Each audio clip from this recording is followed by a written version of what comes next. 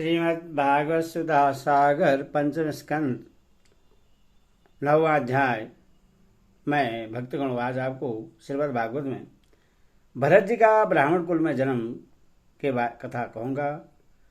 आप इसको ध्यानपूर्वक सुने और इस चैनल को लाइक एंड सब्सक्राइब जरूर करें। भगवान आपका कल्याण करेंगे। सुनिए। श्री सुखदेव जी कहते, राजन, अंगिरस गोत्र में सम, दम, तप, स्वाध्याय, वेदाध्ययन, त्याग, अतिथि आदि को अन्न देना, संतो, तितिक्षा, विनय, विद्या, कर्म विद्या, अनुसूया, दूसरों के गुणों में दोष न ढूंढना, आत्मज्ञान, आत्मा के कर्तव्य और भोक्तृत्व का ज्ञान एवं आनंद, धर्म पालन जनित सुख, सभी गुणों से संपन्न एक श्रेष्ठ ब्राह्मण थे। उनकी बड़ी स्त्री से उन्हीं के समान विद्या, शील, आचार, रूप और उदारता आदि गुणों वाले 9 पुत्र हुए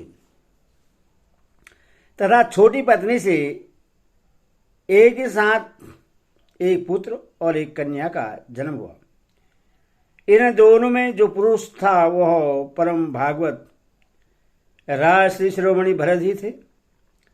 वे मृग शरीर का परित्याग करके अंतिम जन्म में ब्राह्मण हुए थे, ऐसा महापुरुष का कथन है। इस जन्म में भी भगवान की कृपा से अपनी पूर्व जन्म परंपरा का स्मरण रहने के कारण वे इस आशंका से कि कहीं फिर कोई विघ्न उपस्थित न हो जाए, अपने स्वजनों के संग से भी बहुत डरते थे। हर समय जिनका स्वर्ण, स्मरण और गुण कीर्तन सब प्रकार के कर्म बंधन को काट देता है, श्री भगवान ने उन युगल चरण कमलों को ही हृदय में धारण किए रहते तथा दूसरों की दृष्टि में अपने को पागल, मूर्ख, अंधे और बहरे के समान दिखाते। पिता का तो उनमें भी वैसा ही स्नेह था, इसीलिए ब्राह्मण देवता ने अपने पागल पुत्र के भी शास्त्रानुसार समावर्तन पर्यंत विवाह से पूर्व के सभी संस्कार करने के विचार से उनका उपनयन संस्कार किया। यदि वे चाहते नहीं थे तो भी पिता का कर्तव्य है कि पुत्र को शिक्षा दे। इस शास्त्र विधि के अनुसार उन्होंने इन्हें शौच, आचमन आदि आवश्यक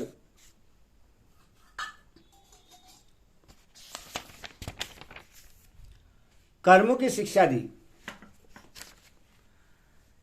किंतु भरत जी तो पिता के सामने ही उनके उपदेश के विरुद्ध आचरण करने लगते थे। पिता चाहते थे कि वर्षा काल में इससे वेदाध्ययन आरंभ करा दूं, किंतु बसंत और ग्रीष्म ऋतु के चैत्र, वैशाख, ज्येष्ठ और आषाढ़ 4 महीनों तक पढ़ाते रहने पर भी वे इन्हें व्याहति और शिरो मंत्र पर्वण के सहित त्रिवेदा गायत्री भी अच्छी तरह याद न करा सके। ऐसा होने पर भी अपने इस पुत्र में उनका आत्मा के समान अनुराग था, इसीलिए उनकी प्रकृति न होने पर भी वे पुत्र को अच्छी तरह शिक्षा देनी चाहिए। इस अनुचित आग्रह से उससे शौच, वेदाध्ययन, व्रत, नियम तथा गुरु और अग्नि की सेवा आदि ब्रह्मचर्य शर्म के आवश्यक नियमों की शिक्षा देते ही रहे। किंतु अभी पुत्र को सुशिक्षित देखने का उनका मनोरथ पूरा न हो पाया था और स्वयं भी भगवजन रूप अपने मुख्य कर्तव्य से असावधान रहकर घर के धंधों में ही व्यस्त थे कि सदा सजग रहने वाले काल भगवान ने आक्रमण करके उनका अंत कर दिया। तब उनकी छोटी भार्या अपने गर्भ से उत्पन्न हुए दोनों बालक अपनी सौत को सौंपकर स्वयं सती होकर पति लोक को चली गई। भरत जी के भाई कर्मकांड को सबसे श्रेष्ठ समझते थे। वे ब्रह्मज्ञान रूप पराविद्या से सर्वदा अनभिज्ञ थे, इसलिए उन्हें भरत जी का प्रभाव भी ज्ञात नहीं था। वे उन्हें निरा मूर्ख समझते थे। अतः पिता के परलोक सिधारने पर उन्होंने पढ़ने लिखने का आग्रह छोड़ दिया। भरत जी को मान पमान का कोई विचार न था। जब साधारण नर पशु उन्हें पागल मूर्ख अथवा बहरा कहकर पुकारते, तब वे भी उसी के अनुरूप भाषण करने लगते।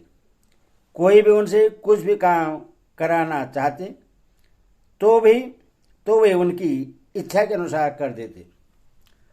बेगार के रूप में, मजदूरी के रूप में, मांगने पर अथवा बिना मांगे जो भी थोड़ा बहुत अच्छा या बुरा अन्न उन्हें मिल जाता, उसी को जीभ का जरा भी स्वाद न देखते हुए खा लेते।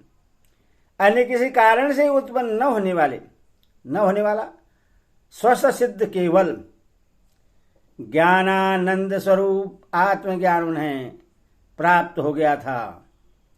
इसलिए शीतोषण, मान पमान आदि द्वंद्व से होने वाले सुख दुखादि में उन्हें देहाभिमान की स्फूर्ति नहीं होती थी।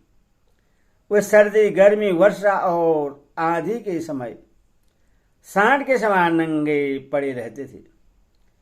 उनके सभी अंग हष्ट पुष्ट एवं गठे हुए थे। वे पृथ्वी पर ही पड़े रहते थे। कभी तेल उपटन आदि नहीं लगाते थे और न कभी स्नान ही करते थे। इससे उनका शरीर पर मैल जम गई थी। उनका ब्रह्म तेज धूलि से ढके हुए मूल्यवान मणि के समान छिप गया था। वे अपने कमर में एक मैला कुचैला कपड़ा लपेटे रहते थे। उनका ये गोपवित भी बहुत ही मैला हो गया था। इसीलिए अज्ञानी जनता यह कोई द्विज है, कोई अधम ब्राह्मण है, ऐसा कहकर उनका तिरस्कार कर दिया करते थे। परंतु वे इसका कोई विचार न करके स्वतंत्र विचरते थे। दूसरों की मजदूरी करके पेट पालते देख जब उन्हें उनके भाइयों ने खेत की क्यारियां ठीक करने में लगा दिया, तब वे उस कार्य को भी करने लगे। परंतु उन्हें इस बात का कुछ भी ध्यान न था कि उन क्यारियों की भूमि समतल है या ऊंची नीची, अथवा वह छोटी है या बड़ी। उनके भाई उन्हें चावल की कन्नी, खन्नी, भूसी, घुने हुए उड़द अथवा बर्तनों में लगी हुई जले अन्न की खुरचन जो कुछ भी देते, उसी को अमृत के समान खा लेते थे। किसी समय डाकू के सरदार ने, जिसके सामंत शूद्र जाति के थे, पुत्री कामना से भद्रकाली को मनुष्य की बलि देने का संकल्प किया। उसने जो पुरुष पशु बलि देने के लिए पकड़ मंगाया था, वह देवस उसके फंदे से निकलकर भाग गया। उसे ढूंढने के लिए उसके सेवक चारों ओर दौड़े, किंतु अंधेरी रात में आधी रात के समय कहीं उसका पता न लगा। इसी समय देव योग से अकस्मात उनकी दृष्टि इन अंगेश गोत्री ब्राह्मण कुमार पर पड़ी, जो विरासन से बैठे हुए मृग वराहादि जीवों से खेतों की रखवाली कर रहे थे। उन्होंने देखा कि यह पशु तो बड़े अच्छे लक्षणों वाला है, इससे हमारे स्वामी का कार्य अवश्य सिद्ध हो जाएगा। यह सोचकर उनका मुख आनंद से खिल उठा और वे उन्हें रस्सियों से बांधकर चंडिका के मंदिर में ले आए। तदनंतर उन चोरों ने अपनी पद्धति के अनुसार विधिपूर्वक उनको अभिषेक एवं स्नान कराकर कोरे वस्त्र पहनाए और नाना प्रकार के आभूषण, चंदन, माला और तिलक आदि से विभूषित कर अच्छी तरह भोजन कराया। फिर धूप, दीप, माला, खिल, पत्ते, अंकुर और फल आदि उपहास सामग्री के सहित बलिदान की विधि से गान, स्तुति और मृदक एवं ढोल आदि का महान शब्द करते ही उस पुरुष पशु को भद्रकाली के सामने नीचा सिर करा के बैठा दिया। इसके पश्चात दस्युराज के पुरोहित बने हुए लुटेरे ने उस नर पशु के रुधिर से देवी को तृप्त करने के लिए देवी मंत्रों से अभिमंत्रित एक तीक्ष्ण खंडक उठाया। चोर स्वभाव से तो रजोगुणी तमोगुणी थे ही धन के मद से उनका चित्त और भी उन्मत्त हो गया था। हिंसा में भी उनका स्वाभाविक रुचि थी।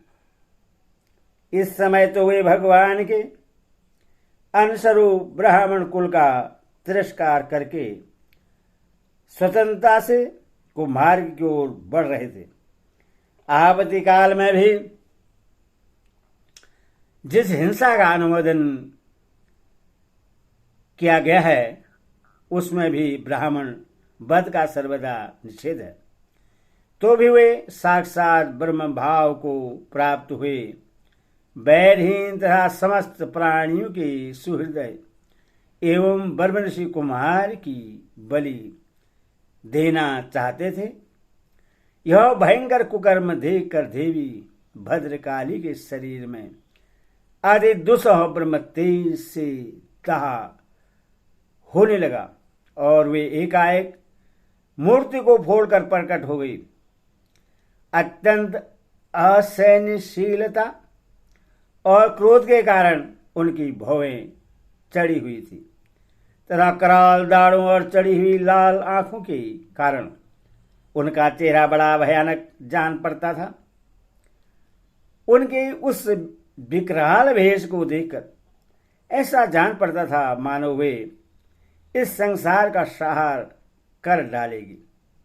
उन्होंने क्रोध से तड़पकर बड़ा भीषण अट्टहास किया और उछलकर उस अभिमंत्रित खंडक से ही उन सारे पापियों के सिर उड़ा दिए और अपने गढ़ों के सहित उनके गले से बहता हुआ गरम गरम रुधिर रूप आंसू पीकर अति उन्मत्त हो ऊंचे स्वर से गाती और नाचती हुई उन सिरों को ही गेंद बनाकर खेलने लगी।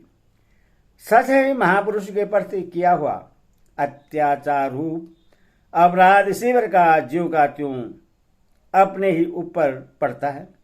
परिचित, इनकी देहाभिमान रूप सुदृढ़ हृदय ग्रंथि छूट गई थी, जो समस्त प्राणियों के सुहृदय एवं आत्मा तथा बैरहीन हैं।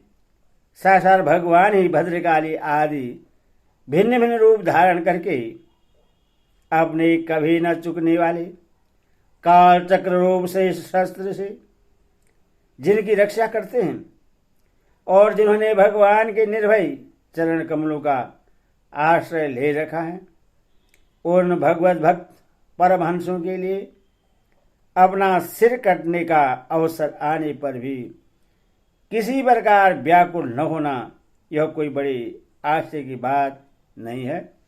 हरि ओम तत्सत, हरि ओम तत्सत।